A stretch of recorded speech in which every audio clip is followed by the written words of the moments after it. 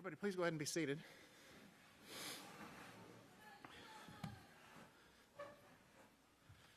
Okay, so we're going to be continuing this evening in the book Devil Worship, The Shocking Facts. And I believe we left off on page 238, and we're in a section here called The Purification.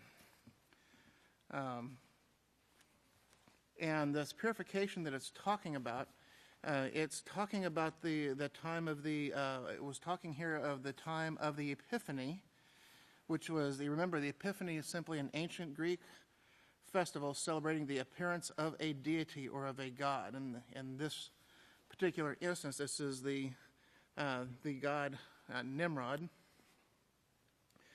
And he was originally born, or originally epiphanied, I guess you could put it, or made his appearance on, it was January 6th. It was celebrated on January 6th. And because of the way that the solstices had progressed throughout the years, that had actually later became December 25th, is how that actually progressed. So, but the festivals are still, basically, they're still the same. We saw the Christmas festival was borrowed from the European pagan winter solstice rites, and this is what the world they had just gone through. They had just been through all of this with Christmas and with the Christmas and the Easter, the Christmas and the New Year celebrations. Celebrating the birth of their gods. But on page 237 here, it shows in antiquity, it was the custom for the mother who had just given birth. Now notice here this mixture. What we see here is this mixture of righteousness and evil, which is what's prevalent in this world today. But it says in antiquity, it was the custom for the mother who had just given birth to be unclean for sexual purposes for a specified number of days, depending upon whether she bore a male or a female child. Does that sound familiar to anybody? Are there not laws of Yahweh that govern this very thing? But you see here, it shows that these customs, or not these customs, but these things were borrowed. It's a mixture here. In Leviticus chapter 12 is where it covers these things. And in verse 2 here it says, "Speak to the children of Israel, saying, if a woman has conceived and gives birth to a male child, then she shall be unclean for 7 days. As in the days of her monthly period, she shall be unclean." And then it mentions in verse 3, on the 8th day, it mentions that the male child will be circumcised. Then in verse 4 it says, "She shall then continue in the blood of her purification 33 more days. She shall not touch any holy thing, nor come into contact, nor come into any consecrated place until the days of her purification are over," and it's for a total of 40 days. It's for a total of 40 days. So you can see here the law of Yahweh governs that. And then for a female child, that time period is actually for 80 days, and that's covered down in verse 5. But you can see here how this mixture of the pagans, how they mixed these things together, so they have at least an appearance. There's an appearance of some type of holiness with that. But continuing on here, it shows here that depending upon whether she bore a male or a female child, Semiramis, the mother, gave birth to a male child, Nimrod, therefore would be unclean for a period of 40 days. So the 40th day after January 6th, notice, is February 15th.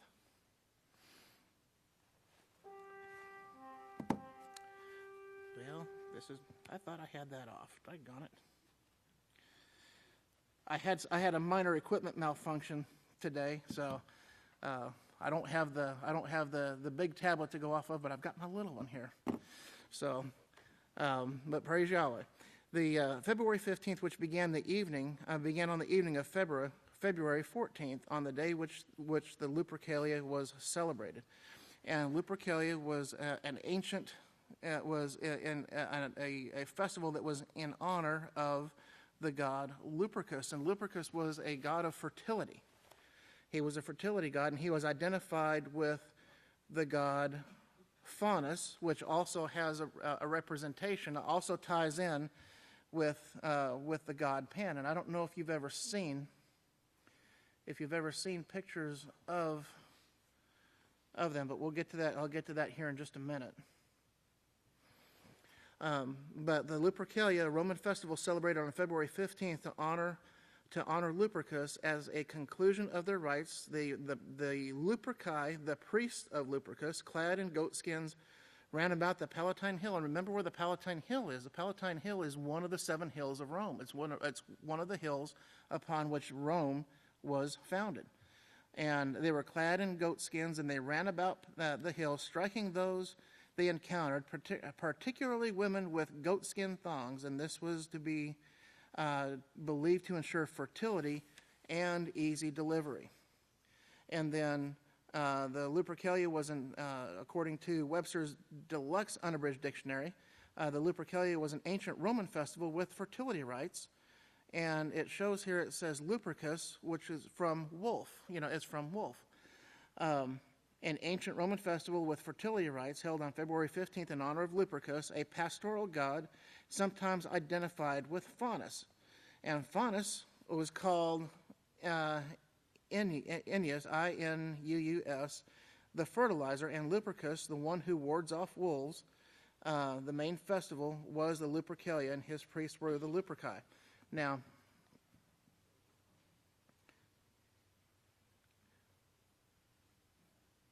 I looked up, got a little bit more of information on this Inuus, I-N-N-U-S, and that shows that Inuus was a god, or an aspect of a god, who embodied copulation. In other words, it was a fertility god, and it embodied the sexual acts.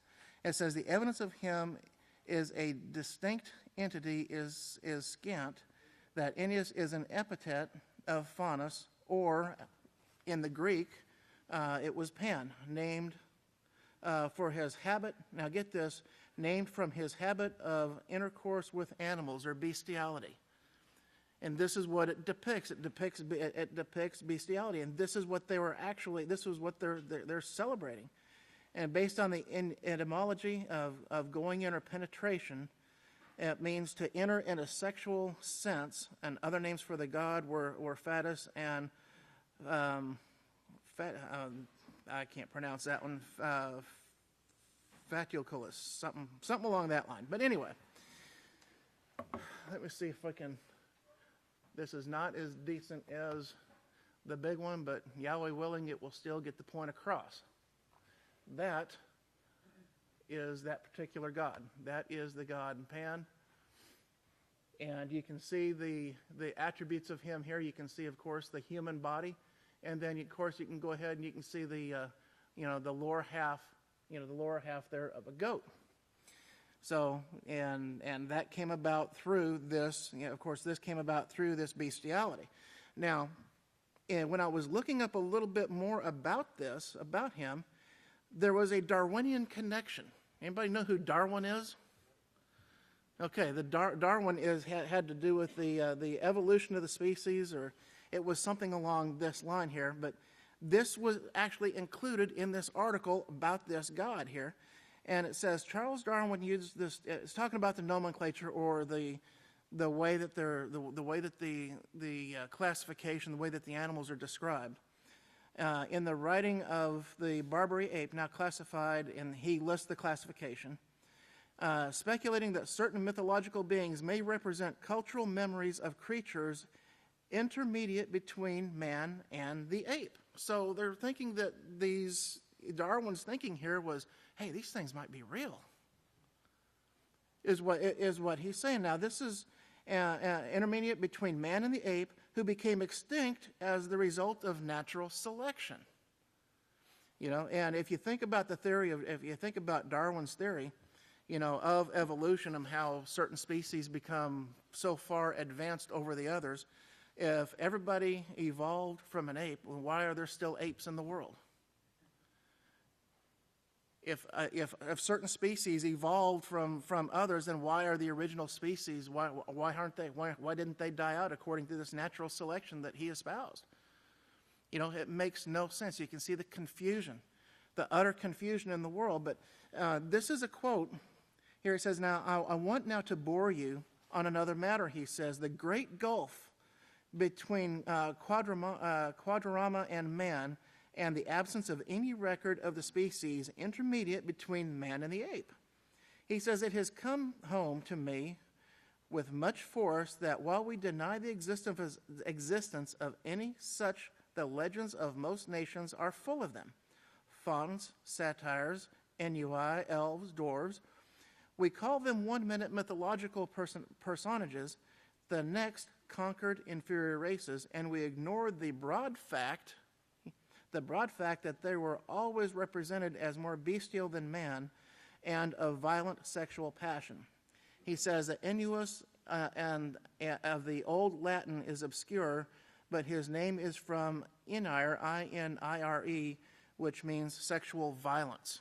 It means sexual violence, and we see a lot of that. I mean, you see a lot of that prevalent even in the in today's world. We see that we see it constantly. It's constantly there.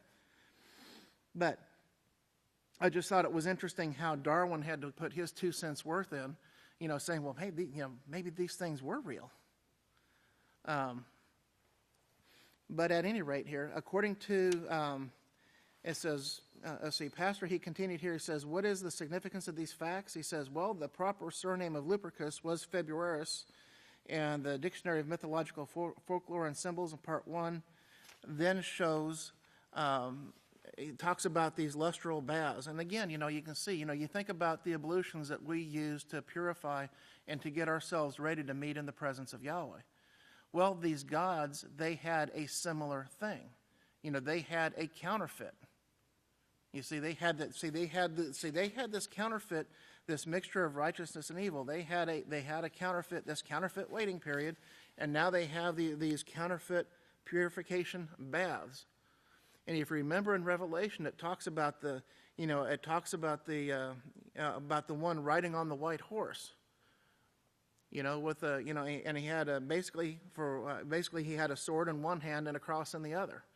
Going forth, conquering and to conquer. And that was the false religion. That was this false, that was the duplicate religion that exists in the world, that now exists, that we see. Now, on page 238 here, the purification of the mother was the fertility ritual performed at the Lupercal, a cave below the Palatine Hill in Rome. Goats or dogs were sacrificed as her ritual offering for her uncleanness. And then it shows here the sacrifices. It says the skins of these offerings were then used to confer fertility upon the women. The Februation rite of purification observed on February 15th, the very day upon which the mother of the husband was said now to be purified. And if you go back and remember that, that cycle, that cycle of God worship, how you had the mother would give birth to her son, who would later become her husband, who would later die, after he impregnated her to give birth to the son again. And it was just this cycle that kept repeating, and it keeps repeating over and over and over. Let me see here. The Februation rite was a rite of purification observed on February 15th, the very day upon which the mother of the husband was said to be now purified and to have appeared in public with her son/husband for the first time since his birth on January 6th. On this day, the celebration of the Lupercalia, on the February 15th, the mother was cleansed 40 days after her husband/son was born, 40 days after his appearance or epiphany on January 6th. And again, remember that mixture of righteousness and evil. It says the significance of this mythology was the fact that the mother was now purified. The mother was now ceremonially able to have relations. The mother could again marry her son/husband to fertilize the world. And you got to remember what would go through the minds of the people. The minds of the people, they would actually imitate these rites. They would go through these. They would participate in these things in the hopes that it would inspire the gods to do the same, to help ensure the fertility, to ensure the fertility of the crops and the animals and things and things along this line. But the symbols and the fertility rites. Will you be my Valentine? This is the next one that's coming up here in about a little over a month. Will you be my Valentine? This question is asked by millions of deceived people this time of the year. Was also asked by the ancient hunters in this age-old fertility rite. And then in Collier's Encyclopedia, we're going to see here, it tells us about this day dedicated to lovers, and that's in quotes here. But it says, St. Valentine's Day, a day that has been dedicated since the 14th century to lovers. It says, Valentine's Day is traditionally observed by the sending of messages and gifts, usually employing the motif of a red heart by young men and women. One tradition derives the customs of the day from the old Roman February feast called Lupercalia, at which young men and maidens drew partners by lot for the coming February feast. Later, this ancient festival custom was associated with the name of a Christian bishop, Valentine, who was martyred February 14th, 271. Other tradition attributes the observances of the day to the fact that it falls within the mating season for birds and is therefore an appropriate season for young people to choose their valentines or lovers. Look what they're pushing. Look at what is being taught. And I can remember going to school, and I can remember I can remember in first, second, third, fourth grade, that long ago. Everybody going around, and everybody had to participate in this, and everybody went around putting little valentines in their, valentines and little heart-shaped candies and all of that in the schools, and that was something that was, it was sanctioned and it was encouraged. But you can see how it gets into the minds, how they train the minds of the children.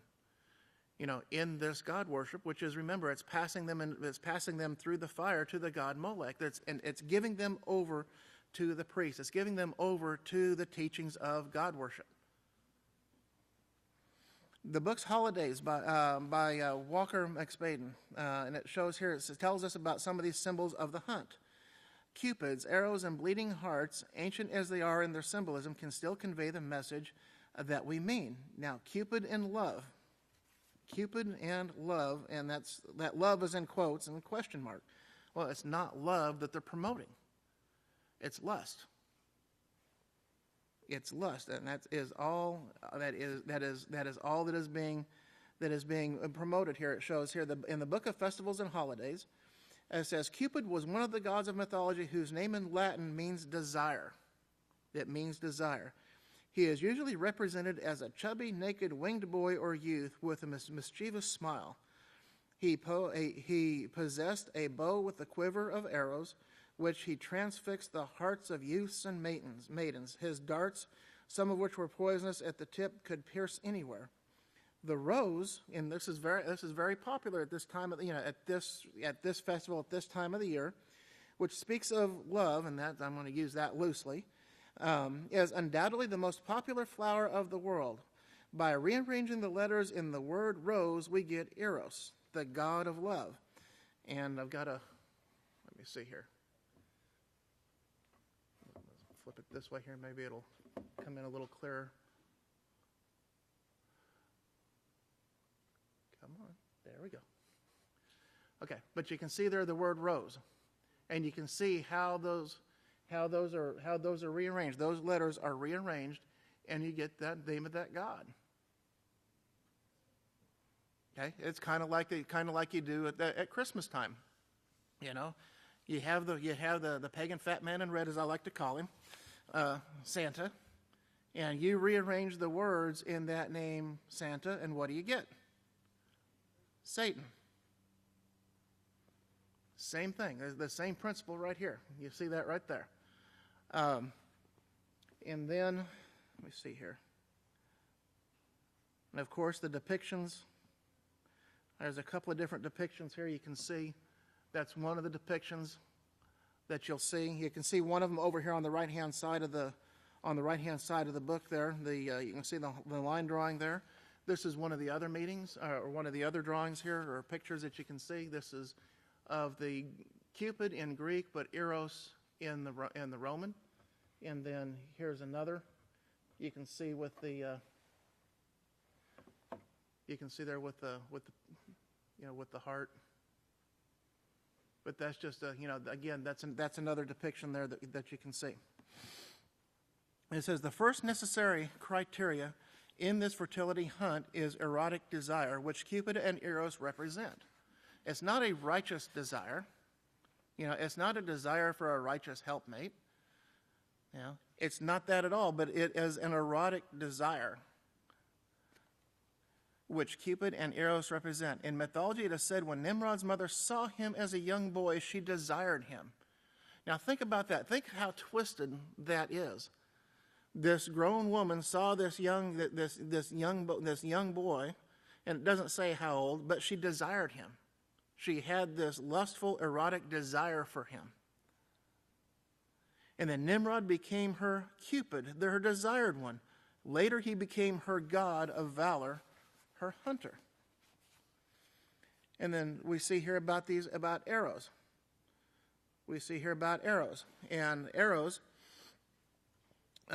it was used to designate the sun's rays. Now remember these all tie in with, it all ties in with the sun god Baal. It all ties in with that, and we're going to see that here in just a little bit, Yahweh willing, this evening. But it says these arrows were used to designate the sun's rays, but because of its shape, it had undeniable phallic significance, especially when it shone in the emblems balanced against the symbol of the mystic center, the feminine in character, such as the heart pierced through with an arrow. And what that symbolizes. That symbolizes here, it shows here this conjunction. Pastor shows a conjunction in this sense is self-explanatory. It doesn't take a whole lot to imagine what this is shown in, but yet it's all shown in cutesy cartoons, and it's exposed, it's exposing, again, the children, indoctrinating them from their youth up. Satan is training the children in the way she wants them to go.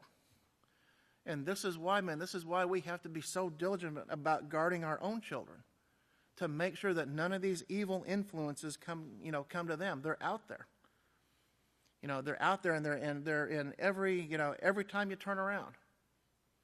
And they're hidden. They're hidden in things that appear to be so innocent, but yet they have such evil meaning behind them.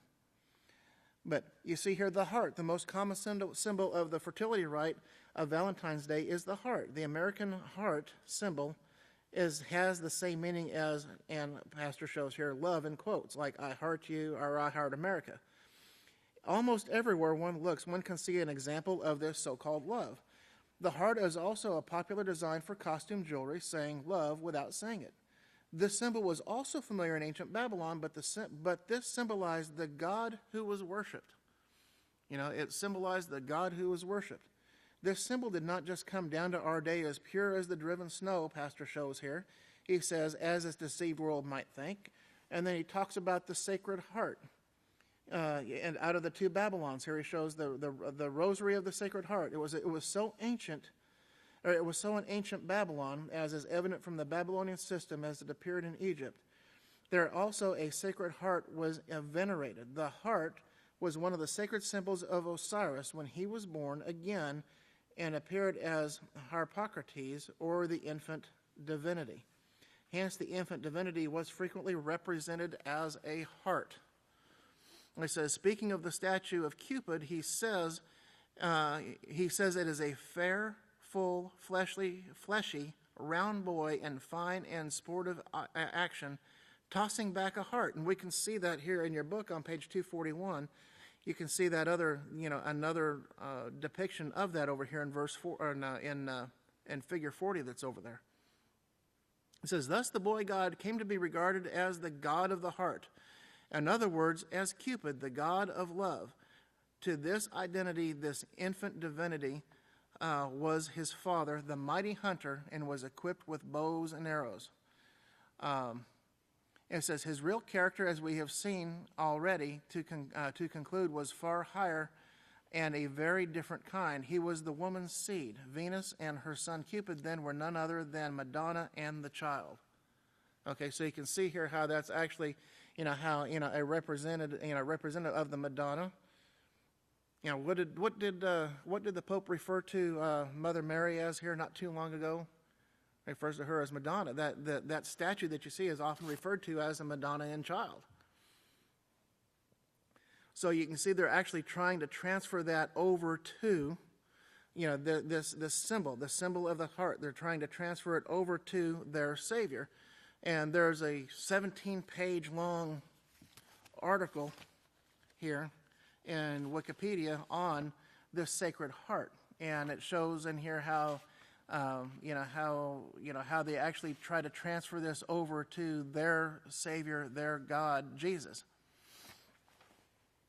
who they also call Lord. And we're going to see how all this ties in here in just a minute. It says, but as the boy God, whose symbol was the heart, was recognized as the God of childhood, this very satisfactorily accounts on one of the peculiar customs of the Romans, which is the Roman youths in their tender years used to wear a golden ornament suspended from around their necks, which was hollow and heart-shaped. Now, how did the heart take on such an importance in ancient paganism? The two Babylons, by Hislop here shows, it is asked, how did it become the recognized symbol of the Great Mother? It says the answer is the heart in Chaldee is Bel, B-E-L. And as at first, after check given to idolatry, almost all the most important elements of the Chaldean system were introduced under a veil, so that the veil they continued to shroud from the gaze of the uninitiated. And remember, this was that was one of the things about the about the ancient philosophies, the ancient religions, the mystery religion. These mystery religions, there were only a certain few who were initiated into this knowledge, to have this knowledge, and it was veiled, it was hidden from everyone else. And I can remember asking a Catholic priest years, and this was before I came to the house of Yahweh. I was still in high school at the time, about a particular subject, and I think it had to do, if I remember right, it had to do around Easter time with their 3 days and 3 nights not adding up. And he had, and when I had asked him about that, he said, well, the days and nights were different back then. They were different time periods. It really didn't mean 3 days and 3 nights. It meant like a period of day, night, day. So there's your 3 days and 3 nights. And I said, well, I still don't understand. Well, he said, well, it's a mystery, my son. And that was his answer. When he couldn't continue to answer the question, he just threw, well, it's a mystery, my son. Some things are just not meant for us to understand. Well, but that was, again, that's part of those ancient religions. That's how they operate. That was how they operated. But the heart in Chaldee is Bel. Now, the worship of the Sacred Heart was just under a symbol, was just under a symbol, the worship of the sacred Bel, B-E-L, that mighty one of Babylon who had died a martyr for idolatry. For Harpocrates or for Horus, the infant god was regarded as Bel, born again. So, to make a long story short, over here on page 242, the heart, Pastor writes, in Chaldee is Bel, B-E-L. As the two Babylons Hislop tells us on 190. Strong's Exhaustive Concordance says that shows us that the following words are 1077, 78, and 79 in Strong's Hebrew Dictionary, which shows that each of these words is spelled the same way in the Hebrew script. So you look at 1077, 78, and 79. You see the first one there, it says bow, failure. That means failure, a failure. Not at all. Also, lest, neither, none, no. Not any or nothing. And then 1078, Bel or Baal, the Baal, B-A-A-L, of the Babylonians. The Baal. 1079, Baal. From 1080, properly, anxiety, the heart, as the seat, or the heart.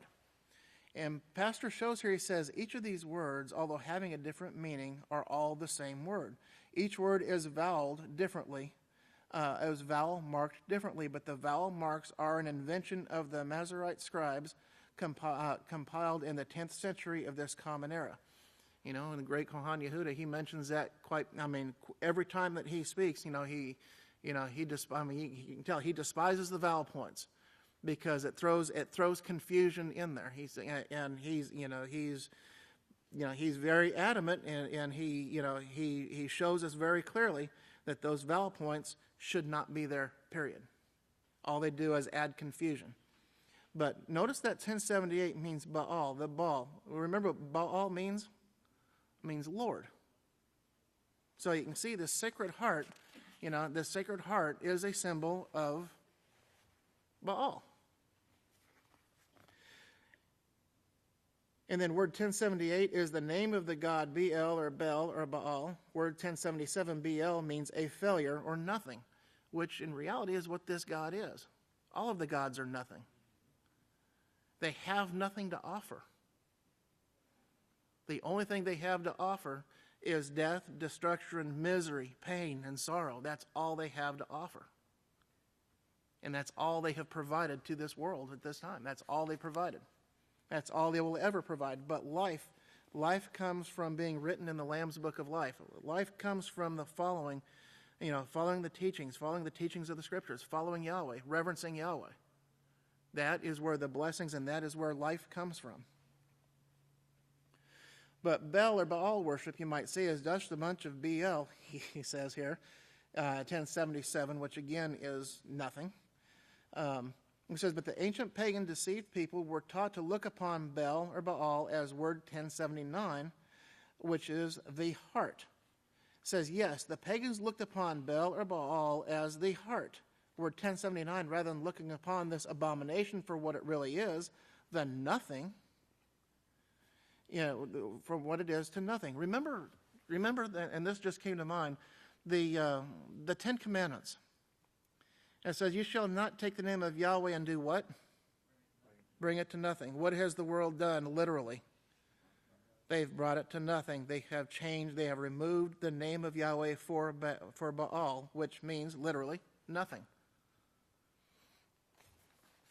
But heart, Baal, shaped love sex tokens which are sent to one another in this deceived world on Valentine's Day are nothing more than a symbol of Baal, the fertility sex god, and that's what it is. Those who send these abominations and those who receive them are telling each other, in effect, that this is who they truly love. This is who they worship. This is who they serve. The worship, service, witchcraft has not ceased from this earth since antiquity. This same worship has come down to our present day and age and is accepted by this deceived world as a thing of beauty.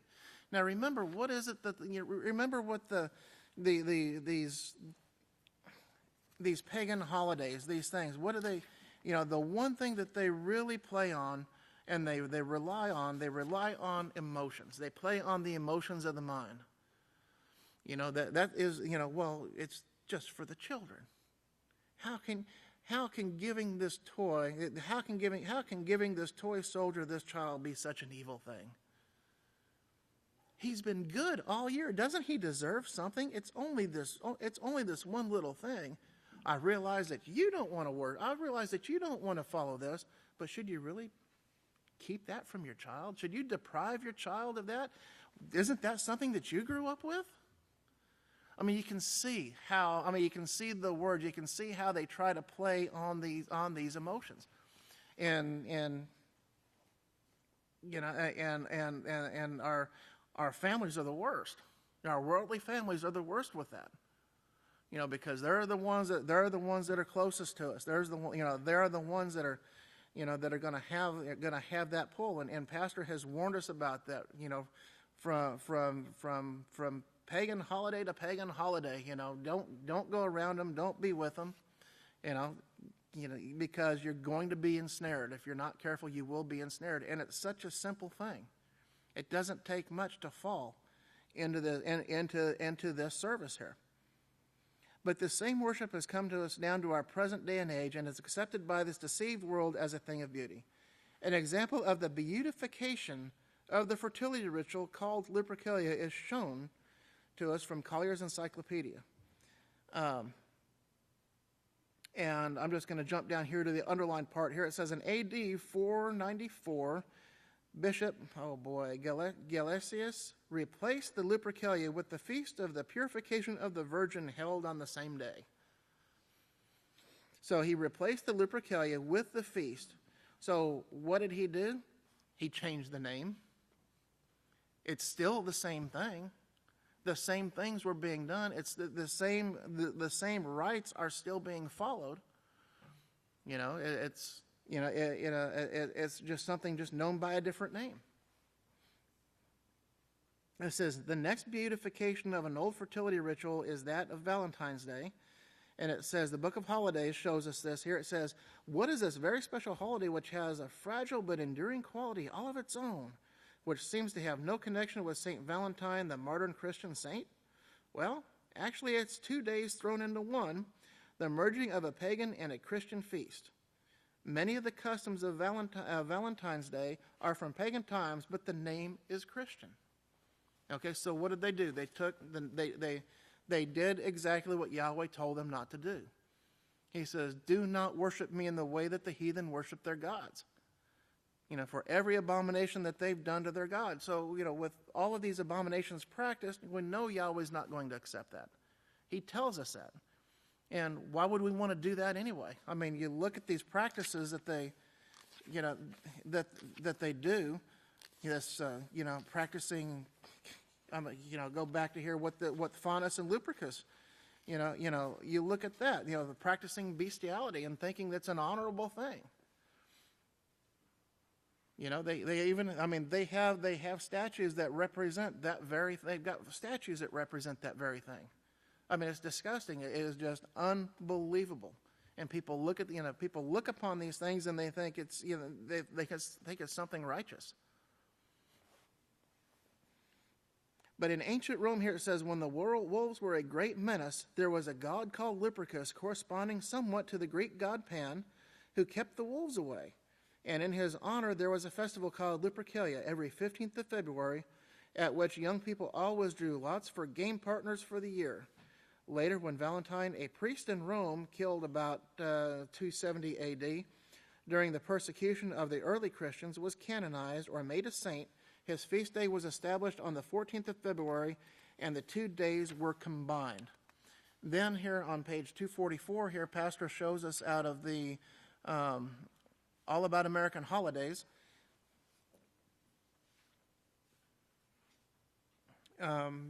It shows here, it says there are conflicting ideas about the origin of St. Valentine's Day. Some sources say it goes back perhaps to the 3rd century when there were hordes of hungry wolves outside Rome. The god Lupercus was said to watch over the shepherds of their flocks.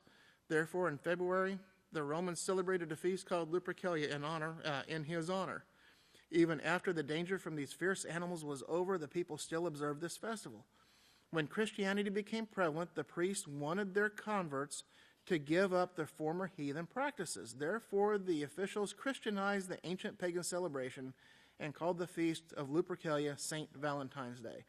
So you see what the priests wanted their converts to give up their former heathen practices. So what did they do? Did they tell them, look, you don't practice these things. You practice these 613 laws of Yahweh. That's going to bring you protection. That's going to bring you peace, and that's going to bring you health. Did they do that? No. What did they do? They changed the name. Go ahead and do what you're doing. We'll just change the name and we'll be okay. It makes no sense whatsoever.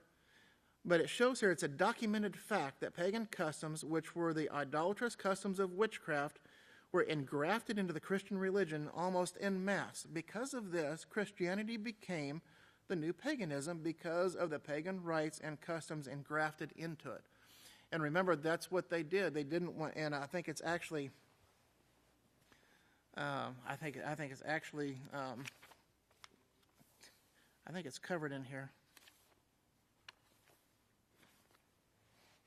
A pastor actually, he actually covers. I think it's the next page over. So I'll just keep reading here because he says it best, and he points it out and says it best. But they engrafted. They brought all of these things together, And they did that so that they wouldn't lose converts, so that they would gain the masses. They would come in, and they would fill the doors of their church. And it says here the pagan worship of Easter. It says, we find that Easter is the greatest festival of the Christian church, which commemorates the resurrection of Jesus Christ, which festival was named after the ancient Anglo-Saxon goddess of spring, Easter. And it says it's a movable feast that is not always held on the same date. The Church Council of Nicaea in 325 decided that Easter should be celebrated on the first Sunday after the full moon or after the vernal equinox, March 21st. Easter can come as early as March 22nd or as late as April 25th, and that shows it's a movable feast. And remember, Easter will never, ever, ever be held on the same day as Passover. If Passover and Easter were to fall on the same day, if I'm not mistaken, the Easter will be held the following Sunday. And that's because Constantine made the comment, and he said, we want nothing in common with the hostile rabble of the Jews. So he didn't want anything in common. He didn't want anything in common with it. So this is why that they made this. This is why that they made this decree here. It says the name Easter comes from the ancient Anglo-Saxon goddess of spring, Easter, in whose honor an annual spring festival was held. Some of our Easter customs have come from this and other pre-Christian spring festivals. And these pre-Christian spring festivals, Pastor says, as we have come to clearly understand, were fertility sex rites acted out in witchcraft to magically induce fertility sex gods and goddesses to practice these sexual relations so that material wealth could be secured. And that was the whole thing. You know, they felt that if they engage in these things, then the gods would see that and they would want to join in with them. Basically, is what they did to try to get them, to try to stir them up to do that, so that they could have the material, so that material wealth could be secured. And then from his book, from another book here, looks like Pagan Regeneration.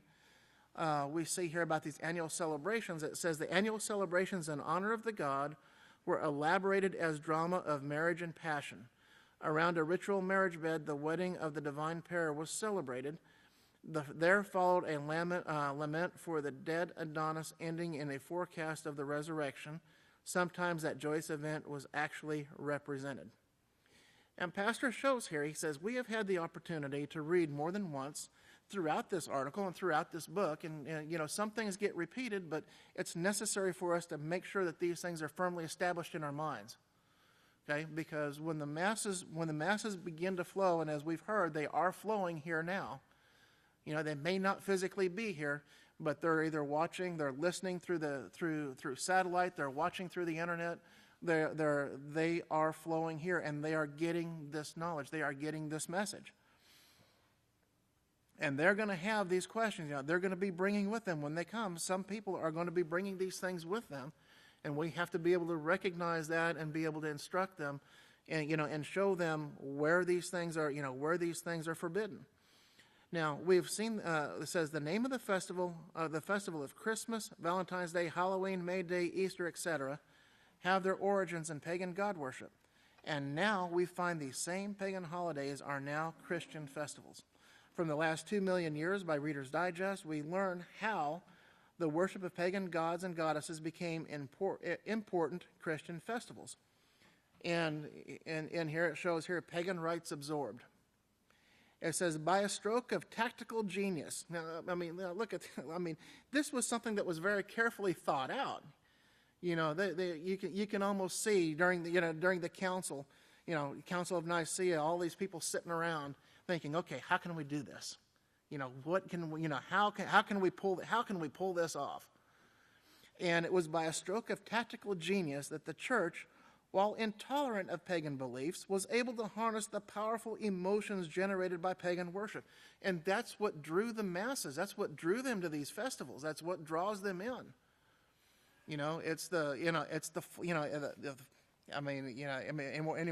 Christmas time, what is it? It's the flashing lights. It's the entertainment value. It's the flashing lights. It's the music. It's the visual stimulus of what they see. The things that appear, that appear righteous. They see this beautiful tree that has been cut out of the forest, and it's sitting here. It's sitting in the corner, with these bulbs on it, with lights on it, with decorations on it, and it's sitting there dying. That tree is dying, and all of these things are on that tree hide the fact that the tree is actually dying. And it sits over there for a little while, and then when it actually dies, and they take it and they toss it out, and things continue on. But there are very powerful emotions generated by this pagan worship. If you don't think there are, when somebody asks you about Christmas, well, a Christmas tree is pagan. You shouldn't have it up. See how their countenance changes. See the scowl that comes across their face, and the eyes will narrow, and you'll see the hatred. You'll see it start to build. And when you show them, and when they read it out of Jeremiah chapter 10, that you can see the wheels turning. You can see it. Well, that could mean any tree. You could see them rationalizing and justifying in their minds that, well, they can't be right. And why can't it be right? Well, because the whole world's doing it. Everybody's doing it. It's got to be right. But again, that goes to them not believing what's written in the Scriptures, because Revelation 12:9 says very clearly that Satan has the whole world deceived. So if the whole world is doing it, it's wrong. But it's the church, they sought how to harness these powerful emotions generated by this pagan worship. Often the churches were cited where temples had stood before. Maybe they went and did a little bit of renovation. Maybe the name of the god was, maybe there was I don't know, I can't think of the name of one. Maybe there was maybe there was a god named Valentine, okay? What do we do? Get the hammer and chisel out, put ST in front of it, Saint Valentine. There we go. It's Christianized. We're okay. But that's what they would do. They just changed the name. They just changed the name. And it says the churches often stood where temples had stood before, and many heathen festivals were added to the Christian calendar. Easter, for instance, a time of sacrifice and rebirth in the Christian year, takes its name from the Norse goddess Easter, in whose honor rites were held every spring. And she in turn was simply a northern version of the Phoenician earth mother Astarte, the goddess of fertility. You think about the traditions, and they talk about, and the news will even talk about some of these traditions at this time of year. They'll say, well, it comes from here, here, and here. But they don't do anything about it. They don't make that connection. It says, Easter eggs continue an age-old tradition in which the egg is a symbol of birth, and cakes, which were eaten to mark festivals of Astarte and Easter, were the direct ancestors of our hot-cross buns. Now, why were pagan rites absorbed rather than being completely abolished? The answer to this question is that many pagan religions had been drawn into the religion called Christianity, but so strong in the pagan's mind was their adoration for the mother that they would not forsake her worship. They had been drawn in, they had followed this, their ancestors, their parents, great-grandparents, great-great-great-grandparents, they had always followed this way, and they had always been taught this way. And in their mind, they had such adoration for this great mother that they would not forsake her worship. Due to the fact that Christianity could readily transform its beliefs, compromising church leaders, notice it says here, compromising church leaders. It says compromising church leaders saw their opportunity. They found similarities in Christian customs and with those of pagan god worship, and brought pagans by the droves into their fold. But it was the same pagan fold. It didn't matter. It was just a horse by a different name. It was just something by a different name. Who did these compromising church leaders find to worship instead of the great mother Ishtar or Easter? They found Mary. They found Miriam, the mother of Yahshua Messiah. Through Mary worship, the pagans could continue their customary prayers and devotion to the mediating goddess. Just change the name to Mary, and this would give the pagan worship of the mother the appearance of respectability. It would give the appearance of respectability, the same respectability that it still holds today. Slowly but methodically, the religion of pagan Rome, which was a synthesis of everything that was abominable to Yahweh from the beginning, became established with its new name, Christianity. You know, it was a very carefully thought out plan. If you remember, I think it was Jeremiah who said, "How long will it be in the prophets who prophesy lies? Yes, they are the prophets of the deceit of their own minds." You know, they are the prophets of the deceit of their own minds. They devise. It shows they devise, they plan and scheme to cause my people to forget my name through their dreams. They devise. You know, when you look up and you start tracing that word devise, you can see how deep it goes. It ties into. It actually has ties into organized crime. When you look it up, it actually ties into organized crime. It's something that was very well planned, very well thought out. And you can see here how it ties in with what was said here by the stroke of tactical genius, and then how it said when the church leader, the compromising church leaders saw their opportunity when they found those similarities. You know, it took time for them to research and to think, okay, how can we do this? You know, and it went not just to organized crime, but it also tied into the municipalities. It tied into the courts. It tied into the legislatures. It ties into all of that. You know, in that word where it talks about it, they devise, where they plan and scheme. You know, because that was the plan. That was their plan all along. That was Satan's plan all along, to cause the people to forget the name of Yahweh for Baal.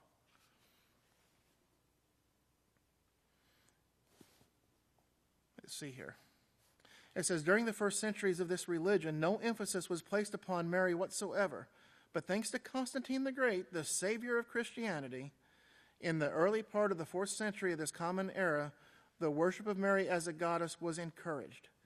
Since Rome had long been a center for the worship of the mother goddess of paganism, we need not to be surprised that Rome was one of the first places where Mary worship and many other renamed but very familiar customs became firmly rooted. Now, material wealth. Page 246 here, material wealth. Material wealth from the prostitutes of God worship. It says, there is another clear reason that paganism became firmly rooted in the new paganism called Christianity in the 4th century of this common era. This reason is clearly defined under the heading of material wealth. And if you think, if you go back and you remember what Revelation says about how the merchants have become rich through the abundance of her delicacies, you look at the money that is made by these merchants through the celebration of Christmas, Easter, New Year's, Halloween being a big one, But you can see, and this is where the retailers, if I remember correctly, this is where the retailers make the majority of their money, is through marketing for these different holidays. And I can guarantee you go into a local department store tomorrow, they've got all their Christmas stuff down and they're already set up for Halloween. They're already set up for Valentine's Day. And Valentine's Day, as soon as that's done, you're going to start seeing Easter bunnies set up. As soon as that one passes, I don't know what they got after that. 4th of July, they'll probably get that one set up. And then who knows what takes place after all that? I don't know. I can't think that far ahead. But you can see how they plan, and just in the marketing aspect of that, how that drives their business. And the things that they sell, the things that they sell, nobody in their right mind would buy these things, would they? They sell these they sell these things, and what are they doing? What are they playing on? They're playing on the people's emotions. They're playing on the emotions.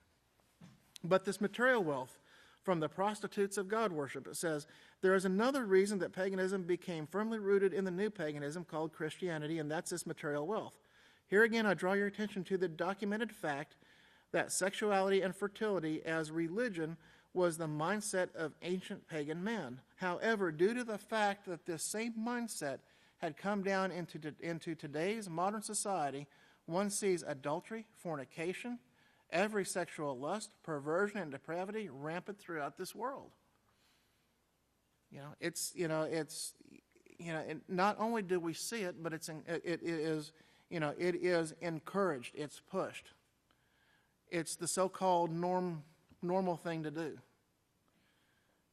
People, those who choose to abstain from these things, they're looked at as they're looked at as they're mad, just like the scriptures show. Those who depart from iniquity, will be looked upon as mad. They're going to be looked at crazy. You don't have to keep those old laws. What do you mean you're not going to go out and party? You're going to wait till you get married to do any of that? You don't know what you're missing. But that's what takes place. That is the mindset. I saw something last night on I think it was called I think the show was called Drug Inc. I think was the name of it. And it was talking about the business of illegal drugs, and they were covering just this. They were just covering just this one particular drug, and there was an interview in there with. They're really not. I don't want to say they're musical people. They're not. But they were. It was a group. And what they did is they would use the drugs that they would promote in their music, and that's what they would write, and that's how they would come up. That's how they would come up with their lyrics. That's how they would come up with their performance. When they did this, they said, "Oh yeah, we could whip this stuff out and in this session and have it done in no time." And they said, "You'd be amazed at how many people come up to it. We love your music. We love this. Man, I'm going to try the stuff that you're talking about. I want to go out. Where can I get some of this stuff? Where can I go?" And the influence that the music industry has, just in that one area. And we look at we're warned. The Peaceful Solution Character Education Program warns us about these influences, how they're all around. And we don't realize the power that these have, the power and the ability that they have to influence decisions if we don't stop, think, and consider our options, and see is this going to be beneficial or not? Is this in line with Yahweh's law or not? Is this going to bring harm or not? And people, and it was just amazing at how they were talking about it, and they were kind of laughing and joking about it, and and it's just a real cavalier attitude about the whole thing. But this is what we see, and this is what is out there, in this. That's what's out here in this world. This world has got, as we've said, this world has got absolutely nothing to offer anyone. The only thing, as we mentioned in the beginning of the class, that it does have to offer is death, misery, destruction. Read in Genesis chapter 1, there, verse 2, I believe it's where it talks about, "And darkness was on the face of the deep." Look over there in the side note, and see what that word darkness means. Read Deuteronomy chapter 28. Look at the curses that come, the blessings that come from simply obeying the laws of Yahweh. And then the curses that come, and notice how many times in there it says, all of these things will pursue you simply because you did not obey Yahweh your Father. And the explanation is right there. I mean, it's simply because of disobedience that these things are coming upon the world. So, just a couple of things. Just a couple of things to think about. Be careful. Guard our minds. We have to guard our minds 24 hours a day. We can't let our guards down. Satan is out there like a roaring lion seeking who she's going to devour. And if she finds a weakness, she'll exploit it. She'll get a foothold. And the way to avoid the weaknesses is to fill our minds with as much of the information that is right there and the Peaceful Solution Character Education Program as we can possibly stand. You know, cram for the exam, as Pastor has says, time, you know, as telling us, you know, time is getting short. Yeah, we don't have the time to waste. It's, the benefit that we're going to get if we apply ourselves is going to far outweigh anything that this deceived world has to offer. May Yahweh be with you and bless you.